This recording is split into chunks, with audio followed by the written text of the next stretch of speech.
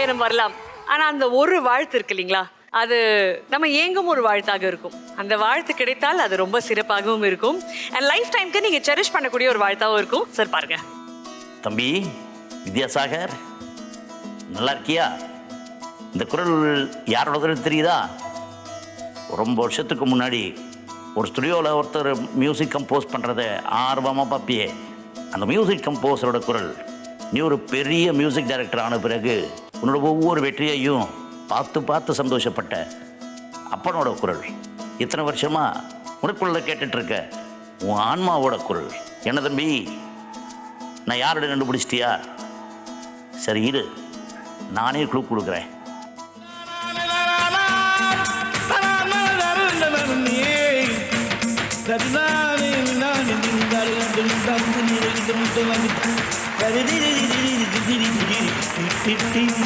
உலகத்துக்கு நீ வித்யாசாகர், எனக்கு நீ எப்போவும் என்னோட பாசமான பாபி.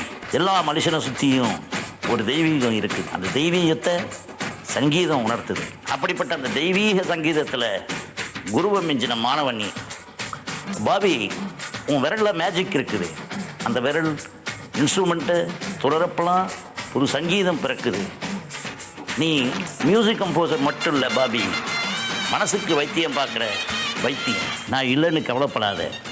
உன் இசையை கேட்குற மக்களோட மகிழ்ச்சியில் நான் இருக்கேன். இசை இருக்கிற வரைக்கும் நானும் இருப்பேன். அந்த இசை மூலமாக உன் மனசில் எப்பவும் இருப்பேன். இந்த மாமனிதருக்காக எல்லாருமே ஒரு தடவை எழுந்திருக்க கை தட்டலாம் ப்ளீஸ். எவ்ரிவன் டுகெதர், எல்லாரும்.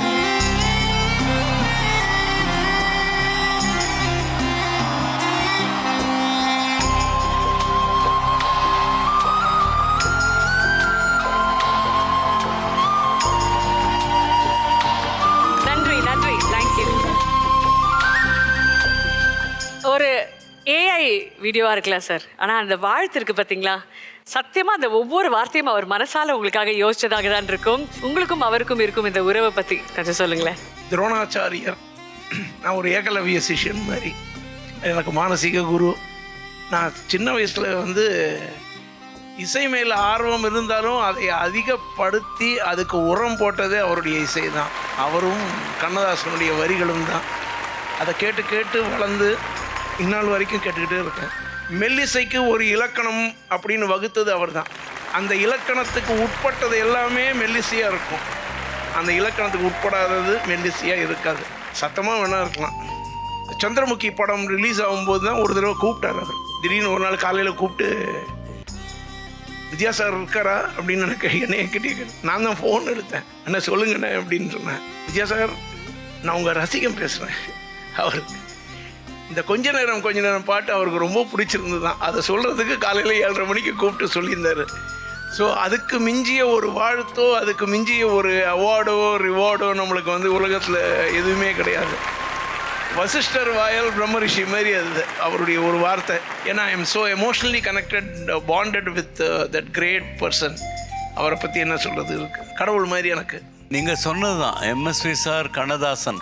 எனக்கெல்லாம் அந்த பாட்டெல்லாம் இனிமேல் பாடுவாங்களோ இந்த மாதிரி ரியாலிட்டி ஷோஸில் அப்படி ஒரு ஆதங்கம் கூட இருந்தது. அப்படி இருக்கும்போது ஒரு சின்ன பையன் ஒருத்தன் வந்தான் சார், திவினேஷ்னு ஒருத்தன். Why don't be call Divinesh if is there. Yes yes sir. அவன் உங்களுக்கு முன்னாடி அவன் பாடணும்னு எங்களோட ஆசை. திவினேஷ்